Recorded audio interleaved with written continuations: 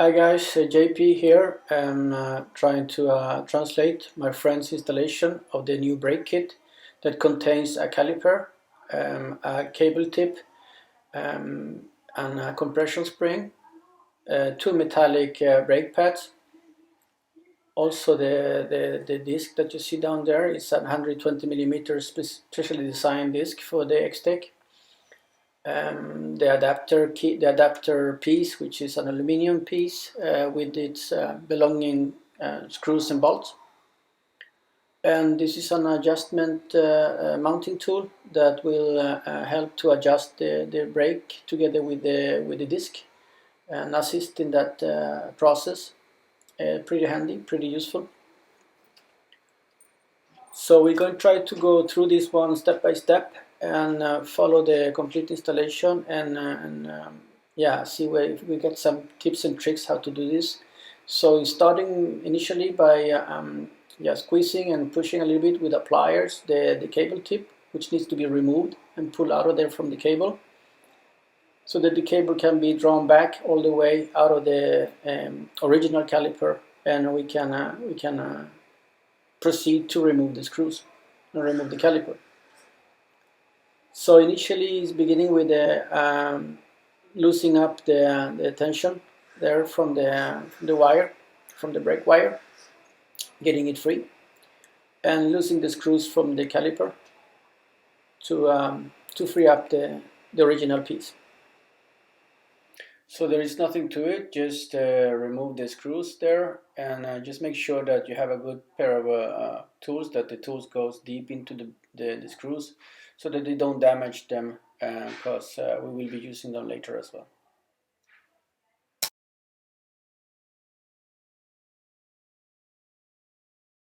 Then we're ready to go to the next step, which is dismounting the wheel.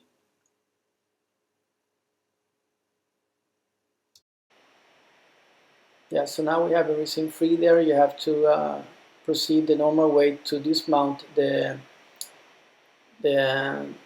rim and the wheel as such.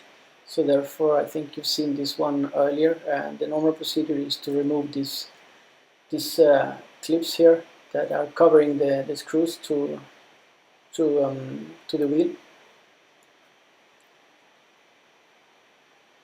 So removing that, and those are stickers, so keep them safe for putting them back again, and you can reuse them. It's no problem doing that. Use again, I think it's an Allen 2.0 key there that you use for this. Get that piece out of the way, and same on both sides.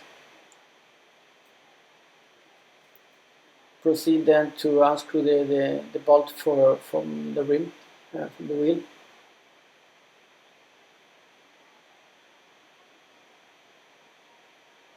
I think it's a 4.0. That's an Allen 4.0.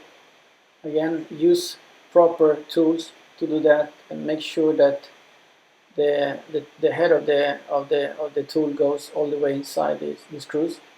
And these screws are known for not being such a good quality, and therefore can easily be pulled too hard and break and just go round and round. So once we get the wheel loose, we will begin by changing the disc, of course, removing the original disc, which is a 110 millimeters disc, and add the new one that is 120 millimeters, specially designed for the caliper Xtech. Lots of tests around temperature and also the material chosen for the 120 millimeters new disc that is coming together with this new kit. So he begins to remove the screws in a diagonal way. This is to achieve an even removal of the screws as well, so no pressure is pushed more into a certain screw than other. To finally yeah, remove the last with the fingers, with your hands. That's it.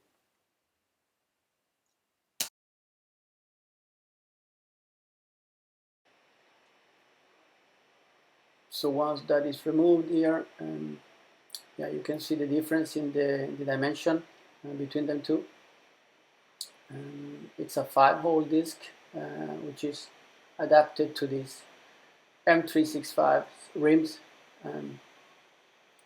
Here it shows us the direction that the disc is designed and supposed to be mounted. So following these lines, it requires to be mounted for best efficiency and friction, together with the calipers and with the caliper and the brake pads. So this is how the disc should be mounted, in this direction. So look carefully at the design and accommodate it accordingly. It begins by adding the screws with the hand and aligning the holes properly. Again, diagonal for best alignment, and for even alignment, so that the disc doesn't wobble or fits wrongly here. There, so here it shows as well that the disc has, but it's designed to be very centered already as it is, and it is a very narrow marginal space that for adjustment, and it should be very centered by design as it is. So there is no risk of having a misalignment there by the disc not being very centered. Now when you start tighten this up, again, slowly and carefully and diagonal. So go through them carefully and slowly, and don't tighten too hard because it's not necessary. So once you keep that, you feel that it's sturdy and steady, give it another round, a small push, and you should be done.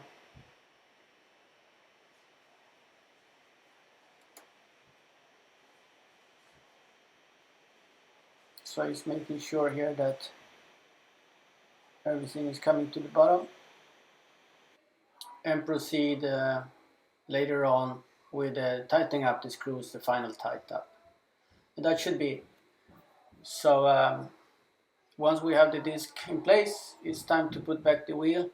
And remember the wheel shaft, the back wheel shaft has a special design there that needs to be fitted correctly and aligned so that the wheel can slide in correctly. So keep that in mind, and you will fit the wheel back into place with the new disc in place now and the correct direction of the disc. So next steps is then to proceed with the installation of the actual caliper, and which is an Xtech caliper, a semi-hydraulic one. And there is a sprint there that holds actually the brake pads, and it is some people, or it's recommended some that would like to have an easy access to the brake pad, is that to reverse the direction of the sprint that is holding the brake pads, and instead of having them from the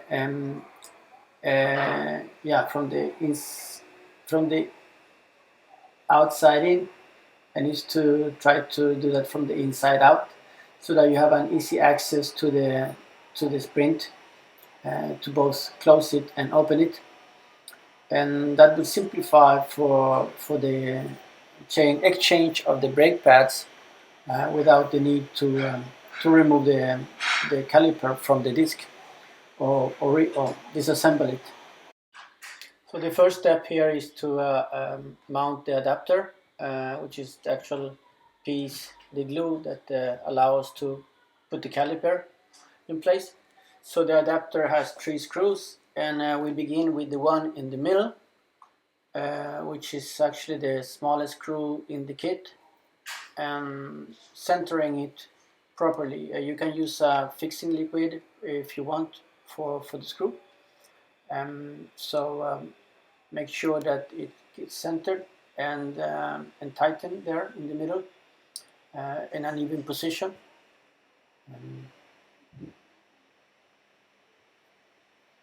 Check as well that there is nothing touching anywhere or hitting the disc and the adapter. Next thing here is trick and tips how to get the cable holder and the metal piece of the cable holder to insert deep into that adjustment screw, which is advisable and recommendable to do that. But however, the cable holder is not always that easy, but it needs to be pulled out, and it can be pulled out 2 centimeters, enough to allow you the correct slack to be able to adjust this metal ending of the cable into the actual adjustment screw. Alright, so now is the time for us to insert the caliper into position, and for that we start from the lower and bottom without applying brute force. It's just more of adjusting it and tricking it into place, and sometimes it's necessary to check the opening of the caliper itself. We supply it with a proper opening from the start, and it should be fitting in that way and go around on the top level. So when it's in the top level, you will see that there is space there where the spaces should go and the balls should go. So keep that in mind and start slowly adjusting this. He shows us where we put the spaces between there and the screws. And the last thing here in the back, there is a screw and a nut, and the nut has been adjusted to fit in the space there that is in there, and also to provide an easy installation so that you only need to use your hands to run 2 or 3 rounds around it, and it will be fixed in place, so you don't have to worry about losing the nut and falling down and having to pick it up all the time. Things that has been tested during time and found that to be better. Here is the alignment tool, and the alignment tool will help us to align the actual caliper together with the disc, so that we can have a good installation and an easy installation up. So the way to go about it is to put the tool in place there on the disc there, fit it in one of these jacks there, and then push it forward between the 2 brake pads, squeeze it in there, creating the necessary space and adjusting the pads at the same time that the caliper gets aligned, and shake it thoroughly there, that is not that is in a good position, straight position, and that is not twisted somehow. It shouldn't be, because the tool does help in this stuff. And after that you will be set to tighten the screws there for fixing the actual caliper to the M365. It initially begins with the hands, just slowly, and then start tightening them up, little by little, not putting all the pressure at once in one single screw, but even try to even up the pressure as you go along, and ensuring that all the time that you have a firm and sturdy fixing position, and check now and then that there is a free space for the rim to pass. It's not a big margin between the caliper and the rim, but it is enough. So there should be in no circumstances a need for the rim to touch the caliper, unless the rim is some kind of defect. So here he continues to tighten the screws up, and as you see, it keeps shifting between the front one and the back one to even up the pressure, so that the caliper goes in a good aligned way.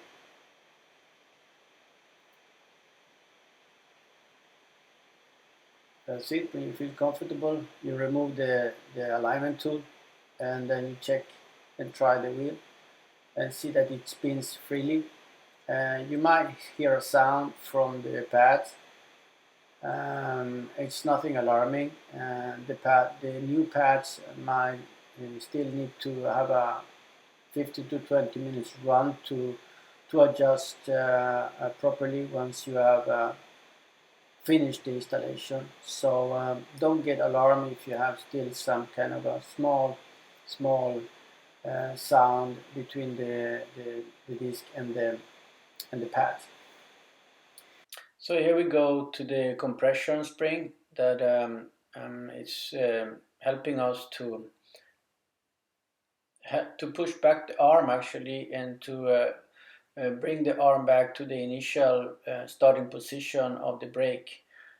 So this is just to help ensure that the arm will retrieve back all the way back where initially was starting once we have set.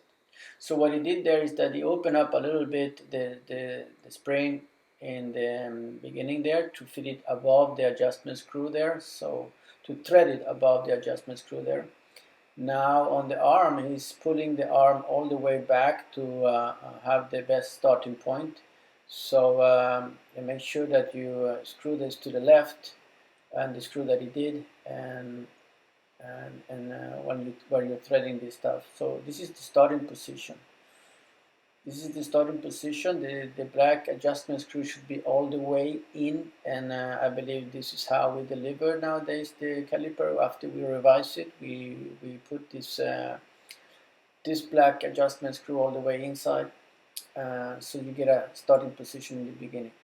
The top screw here is to fix the wire here and the back arm. So what he does is that he pulls forward the arm a little bit, and before he tightens it up, so that you get a tension on the wire. So you get a small tension on the wire, an initial small tension on the wire, to work with, to continue to work on the installation and on the actual adjustment of the brake. And this is very much a personal flavor, but I mean it's a good recommendations and how to do this, and which screws you need to attack to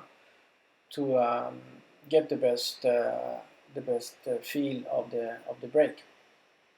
Very personal. I like to have my very short, so I just like to use 2 or 3 fingers to brake. Here he showed us as well that you need to be careful with that cable housing, so tuck it properly so that it doesn't touch the wheel. So keep an eye on that, those small things that may be forgotten sometimes, so that you don't have a friction between the cable and the wheel. Make sure that the wheel is loose, and then start working on your handlebar, on your handle brake. As you see here, there is no tension and it's very large, so it goes all the way to the end, and that for me needs to be adjusted. So he will demonstrate how to adjust it as well. So you can tighten the screw there. You can adjust it with the screw a little bit, a couple of turns.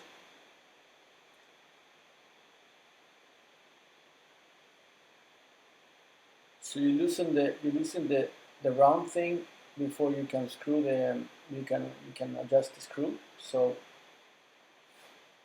the round thing the round circle one will be the one that fixes this into position. But to be able to adjust, you need to loosen up that one first, and you get a little bit better with just a couple of turns there. One turn, I think, 1 or 2 turns, and then you can also adjust a little bit further here with the arm here, so that you extend the arm larger and make the pads close up a little bit. Make the brake pads close up a little bit. Here is another way to see that your disc is still running free by looking it from in this angle. and checking in that it keeps all the time running free while you adjust this. So now it's going to go to the right here to actually bring out the pistons a little bit out.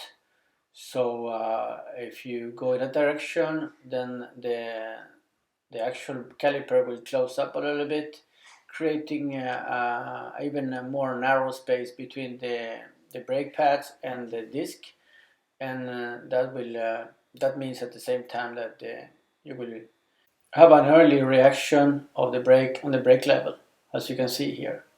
So the brake level is getting more efficient in the way to response and response earlier, and provide you so you can see what it's showing actually basically is that you can create and align and adapt the dosing of the brake in a very efficient way to your needs and how you want it, you know.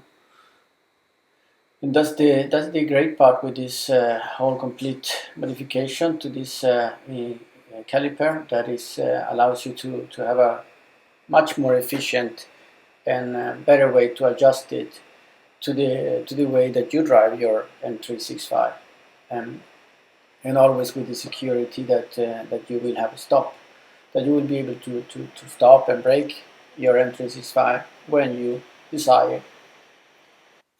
So here we can see that the brake level is already getting much better, shorter. If it is better, well, it's a taste thing. For me, it's better. I like it that way. Keeping the wheel free there. So it's important to maintain that the wheel spins free and that you check that it's not getting stopped by anything. Um, yeah, I think that is, as I said, the basic idea is that you have a caliper here that can allow you to adjust it in a much better way than the original one does, and provides you a very efficient brake. So I guess we just a couple of more touches here and to get it finished and to get it done, but it's practically already there, already in its place, and it's not a nightmare to set this one up. A lot of people has already done it, and just follow the step, take it easy and take your time. Keep adjusting until you feel that it's that you are comfortable with it, and you feel satisfied with the adjustment that you've done, and the brake level response in the way that you want it, at the length that you want it. So keep revising this and check it until you feel comfortable. And we're actually finalizing the installation here, and check again that the wheel spins smoothly. Don't worry if you hear some scratching from the pads, from the brake pads. That's normal when they are new again. As long as it's the brake pads and not the rim, you will be fine. You just need about 20 minutes of usage or a couple of times and some breaks and to get into place properly, and also the sound will stop. Yeah, so the end part now is just left with the cable tip, which we put into place with a pair of pliers. So make sure that you get that cable tip fixed there, so that your cable doesn't get all threaded up once you're done. So once that is placed, we're done with the installation. I hope that this has been helpful and will help you guys to get this done. Thanks for me. Bye.